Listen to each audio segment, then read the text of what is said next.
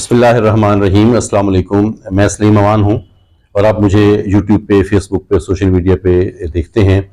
آج ہم نے ملکی سیاست پر، ملکی معیشت پر گفتگو کرنی ہے، اور اس کے لیے ہم نے اپنی اسکرین کے لیے، اپنے ویورز کے لیے سینئر صحافی جناب نصیر احمد ناصر صاحب سے وقت لیا ہے۔ نصیر بھائی، بہت شکریہ، آپ نے ہمارے ناظرین کے لیے وقت نکالا۔ یقیناً آج ملک کی سیاست کی بڑی عجیب پوزیشن ہے، اور اسی سلسلہ میں یہ جو 16 مارچ کے الیکشن، ضمنی الیکشن قومی اسمبلی کے ہونے تھے، پچھلی ویڈیو میں، پچھلے ولاگ میں آپ نے پیشن گوئی کی تھی کہ یہ الیکشن نہیں ہو رہے ہیں، وہ تو آپ کی پیشن گوئی سچ ثابت ہو گئی ہے۔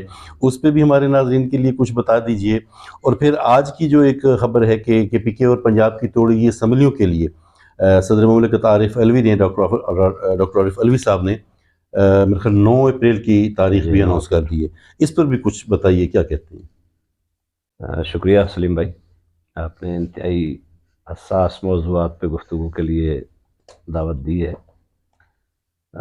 پچھلے ولاگ میں جیسا آپ نے پہلے فرما دیا، میں نے ایک امکان ظاہر کیا تھا، ہاں بالکل، کہ الیکشن نہیں ہوں گے، اور ہوا بھی ہے۔ کوئی بھی تجزیہ یا کوئی بھی رائے قائم کرنے کے لیے کافی سارے عوامل کو پیش نظر رکھنا پڑتا ہے۔ ٹھیک بات ہے، بالکل۔ اور جہاں تک میں سمجھتا ہوں، اس پیش گوئی کی جو بنیاد تھی وہ سیاسی سے زیادہ معاشی خیال تھی، کیونکہ ملکی معیشت جو ہے اس وقت وہ انتہائی خطرناک پوائنٹ پر پہنچ چکی ہے۔ بلکہ آپ کے جو وزیر خارجہ ہیں اس وقت، وزیر دفاع ہیں خواجہ آصف صاحب، تو انہوں نے تو بڑے واضح لفظوں میں یہ بات بیان کر دی ہے کہ ہم ڈیفالٹ ہونے والے نہیں ہیں، بلکہ ہم ڈیفالٹ ہو چکے ہیں۔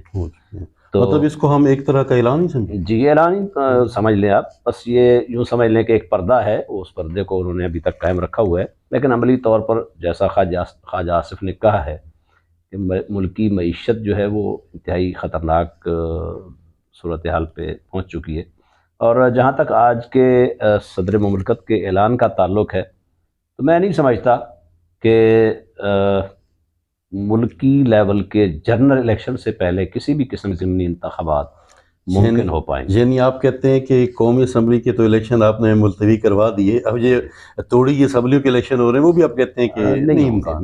میرا ذاتی اندازہ یہی ہے، کیونکہ آپ یہ دیکھیں کہ صوبہ پنجاب کے الیکشن کا مطلب ہے کہ آپ اپنے ملک کے نصف سے زائد حصے کے الیکشن کروا رہے ہیں۔ ٹھیک بات ہے، بہت سب سے بڑا صوبہ ہے ہمارا۔ اب صوبہ سرحد کے اور صوبہ پنجاب کے اگر الیکشن کروانے پڑے تو کتنے بھاری وسائل اور کتنی مطلب حکومتی مشینری اس کام میں استعمال ہوگی، اور صورتحال آپ کے سامنے ہی ہے۔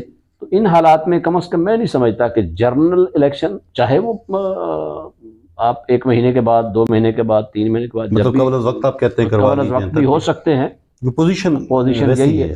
لیکن اگر جنرل الیکشن نہیں ہوتے تو ضمنی الیکشن اس سے قبل ہونا میرے خیال میں ممکن نہیں ہے، اور شاید آپ اتفاق کریں گے مناسب بھی نہیں ہے۔ بالکل مناسب، کیونکہ جو ہماری ملک کی مطلب معاشی پوزیشن ہے وہ قطعاً اجازت نہیں دیتی۔ یہ تو سیدھا سیدھا ملک کے ساتھ، قوم کے ساتھ کھلواڑ ہے اگر ان حالات میں الیکشن کروائے جاتے ہیں۔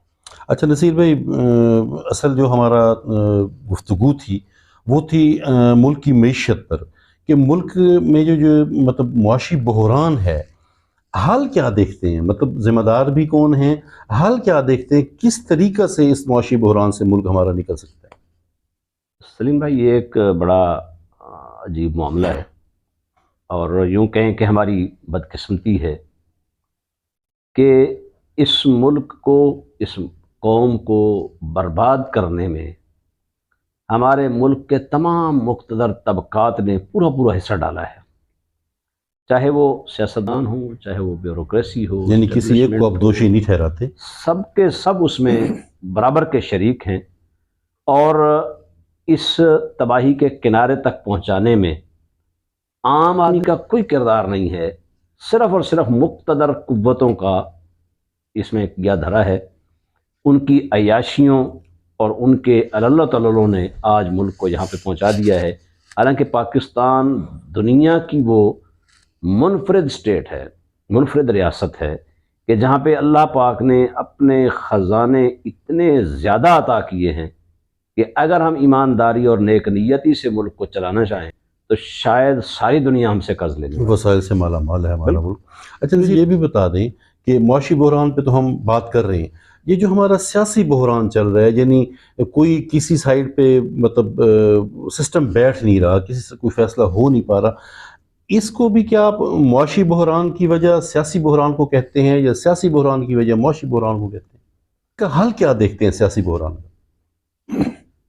اس میں جو افسوسناک صورتحال ہے کہ وہ جیسے کہتے ہیں جن پہ تکیہ تھا وہی پتے ہوا دینے لگے، ہمارے ساتھ ٹریجڈی یہ ہو رہی ہے کہ جن اداروں نے اور جن لوگوں نے اس ملک کو سیدھی راہ پہ چلانا تھا، اس قوم کو کسی اچھی ڈگر پہ لے کے جانا تھا، وہی اس قوم کی اور اس ملک کی بربادی اور تباہی کی راہ پر گامزن ہیں۔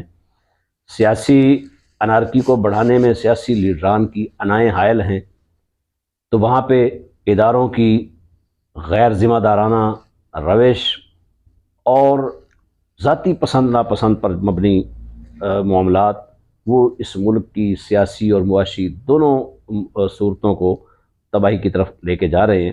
مثلاً آپ یہ دیکھ لیں کہ ہم نے کم از کم کبھی بھی یہ نہیں سنا، کسی بھی دنیا کے خطے میں آپ چلے جائیں، کہ وہاں پہ عدلیہ جو ہے وہ کسی خاص شخصیت کے حوالے سے پسند یا ناپسند کا شکار ہو جائے۔ اور یہاں پہ آپ دیکھ رہے ہیں، ساری دنیا دیکھ رہی ہے کہ اس وقت جتنی تنقید عدلیہ پر پورے ملک میں ہو رہی ہے، شاید ہی اس سے پہلے کبھی کسی نے دیکھا سنا ہو۔ تو اس میں بنیادی وجہ کیا ہے؟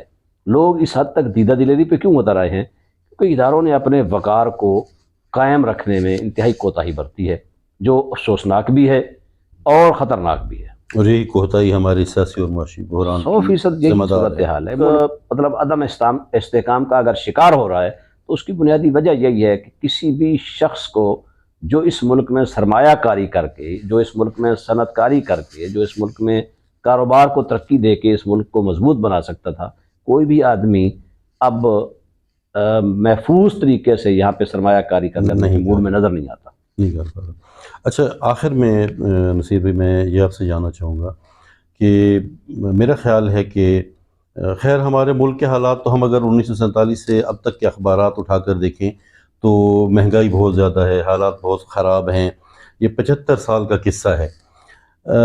یہ بتائیں کیا دیکھتے ہیں آپ کہ اس شدید مہنگائی میں، شدید گرانی میں عوام باہر نہیں نکل رہی؟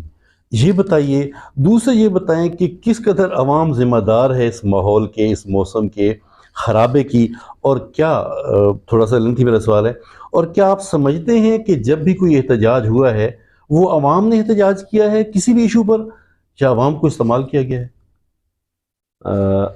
اس میں اگر ہم دیکھیں عوام کے نہ نکلنے کی جو سب سے بڑی وجہ ہے، ایک تو بد اعتمادی اس حد تک پہنچ چکی ہے کہ اگر کوئی بھی شخص کسی بھی ایشو پر آواز اٹھاتا ہے تو عوام کو ہزار وسوسے ہوتے ہیں کہ اس شخص کے مقاصد کیا ہیں، اس کے پس پردہ کیا عزائم ہیں، اور کیا یہ ہمیں منزل تک لے کے جائے گا بھی کہ نہیں لے کے جائے گا۔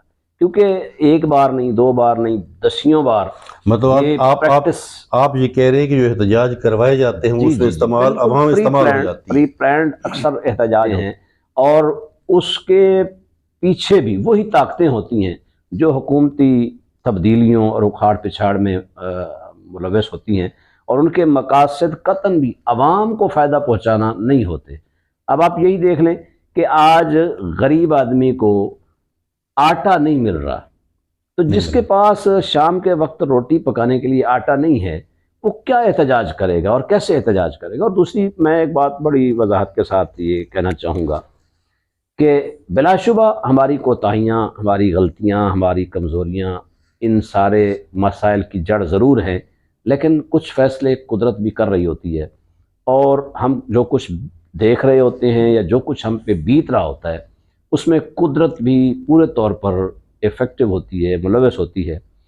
قدرت کا ایک فیصلہ موجود ہے کہ جب کوئی قوم یا کوئی گروہ یا کوئی طبقہ اپنے حقوق اور اپنے فرائض سے غافل ہو جاتا ہے تو پھر اللہ کی طرف سے ان کے لیے مختلف عذاب اور پریشانیاں لازمی ہو جاتی ہیں۔ آج ہم نے اپنے حقیقی جو حقوق اور فرائض ہیں وہ دونوں کے دونوں نظر انداز کر رکھے ہیں، جس کا نتیجہ ہمیں بھگتنا پڑ رہا ہے۔ تو میں یہ بھی سمجھتا ہوں کہ یہ ایک انتظام جو ہے یہ طے شدہ اور پری پلانڈ ہے، اور جتنی بھی یہ معاشی تباہی کی پالیسیاں ہیں یہ کسی حادثے یا کسی اچانک افتاد کی وجہ سے نہیں ہیں، بلکہ ایک لکھے پڑے اسکرپٹ کا حصہ ہے۔ بہت شکریہ نصیر بھائی، آپ نے ہمارے ناظرین کے لیے وقت نکالا۔ ناظرین، نصیر بھائی کی ہم باتیں، نصیر ناصر صاحب سینئر صحافی ہمارے، ان کی باتیں ہم معیشت اور سیاست سے متعلق سن رہے تھے، ان کے نظریات، ان کی پوائنٹ آف ویو سن رہے تھے۔ ناظرین، یقیناً جیسے نصیر بھائی بتا رہے تھے کہ یہ ایک دن کی کہانی نہیں ہے، جیسے اس نے کہا تھا کہ حادثہ ایک دم نہیں ہوتا، وقت کرتا ہے پرورش برسوں۔ ذمہ دار ہیں بہت سارے لوگ، اور ان ذمہ داروں کو عوام پر بوجھ ڈالنے سے پہلے، بلکہ عوام تو بوجھ اٹھاتے اٹھاتے تھک گئی ہے، ہم وائنڈ اپ یہی کرے ہیں کہ اب عوام پر ٹیکسز کا بوجھ ڈالنے کی بجائے، جیسے 170 ارب کا مطلب منی بجٹ پیش کیا گیا، آپ کو بھی اب اپنی ذمہ داری پوری کرنا ہوگی۔ عوام قربانیاں دے دے کر تھک چکی ہے، اب عوام میں سکت نہیں ہے کہ وہ قربانیاں دے۔ دیکھیں، ہزاروں گاڑیاں گورنمنٹ کے استعمال میں ہیں، میں کہیں پڑھ رہا تھا کہ 1,25,000 یعنی 1.25 لاکھ سے زائد گاڑیاں ہیں جو پولیس کے، حکومت کے سرکاری عہدیداران، سرکاری ذمہ داران کے استعمال میں ہیں، اور ان کا کم سے کم 500 لیٹر ماہانہ کا تیل انہیں فری دیا جاتا ہے۔ تو کم از کم آپ اپنی ان عیاشیوں کو، آسانیوں کو کم کریں تاکہ عوام بھی سکھ کا سانس لے سکے۔